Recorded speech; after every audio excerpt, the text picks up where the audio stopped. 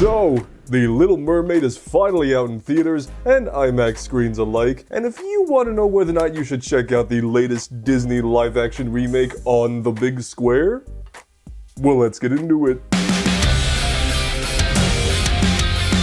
Hello friends, and welcome back to the Brockopp side, a place to live talking by movies. And real quick, chances are I'm not the only one here that's actually seen the movie, so go ahead and comment down below your thoughts on Little Mermaid remake. Did you like it? Did you dislike it? Did you see it in a really cool format? Does the live action Sebastian the Crab give you nightmares too? But without further ado, let's just start talking about the movie. Now, I actually was kind of looking forward to this particular live-action Disney remake. When it comes to these remakes, I'm a little hit or miss with them. Some of them I really like The Jungle Book from 2016 and Cruella. Other ones, it's like, do we really need that? But the original Little Mermaid is one of my favorite Disney animated movies of all time. Ariel is arguably my favorite of the Disney princesses, so I definitely was kind of looking forward to this movie coming into it. And while we're on the subject, Halle Bailey was absolutely amazing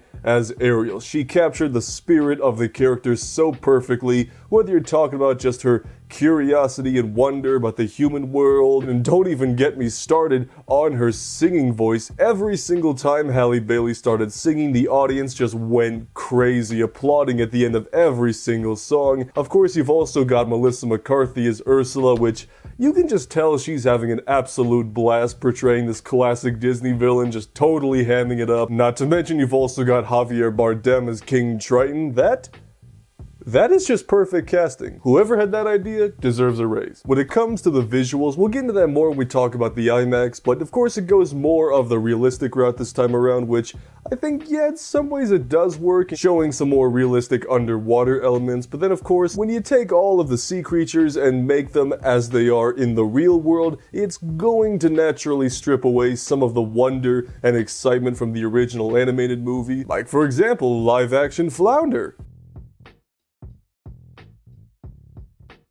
That's just a fish, yo! There are, of course, a lot of new additions to this movie, making it almost an hour longer than the original, some new songs, some new scenes here and there, and I think a lot of that stuff does feel a bit out of place. I wasn't really a fan of the new songs they wrote for this movie, but I thought that everything that was just an adaptation of the original was done faithfully and did a good job with all of those elements, so in that regard, I think the movie definitely succeeds. But of course, like every major movie that comes out anymore, I did check it out in IMAX on the big square, and well, how did it look on said big square? Well, let's start talking about the IMAX experience. So, just to get into the technical side real quick, this movie was shot at least partially on cameras like the Arri Alexa 65 and the Arri Alexa Mini, cameras that are approved for the IMAX screen. And something that will make a lot of people happy is that it does switch between different aspect ratios throughout the movie. Of course, it opens up to the full 190 IMAX aspect ratio for pretty much all of the underwater scenes,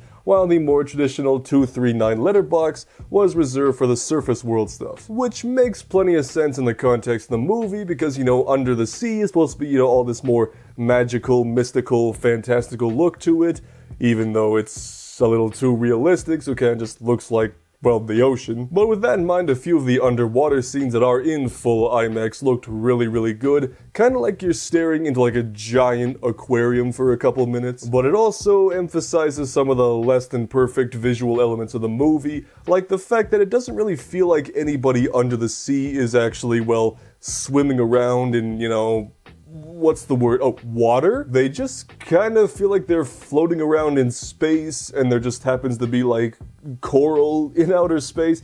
I don't know. Honestly, Avatar: The Way of Water, I think, has completely ruined underwater CGI for me forever. And there's also just something about seeing the live-action Sebastian the Crab on an IMAX screen that just felt disturbing. But that's not to say the visuals are completely terrible or anything like that.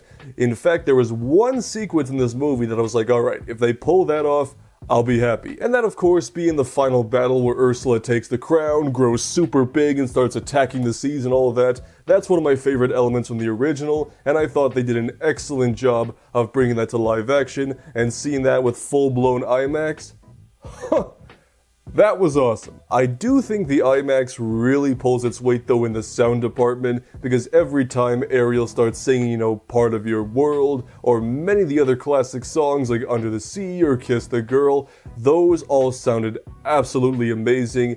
In IMAX, you really just feel it in your soul, which is good because these songs are classic, and if you don't feel something when those songs come up, that's a problem.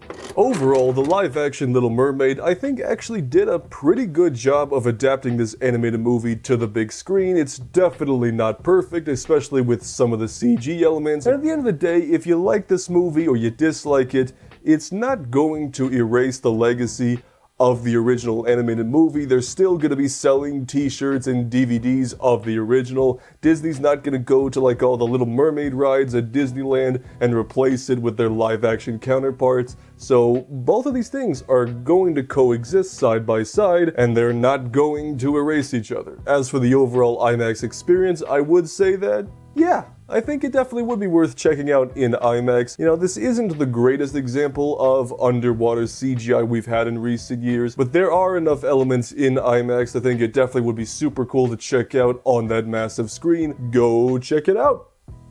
Or don't.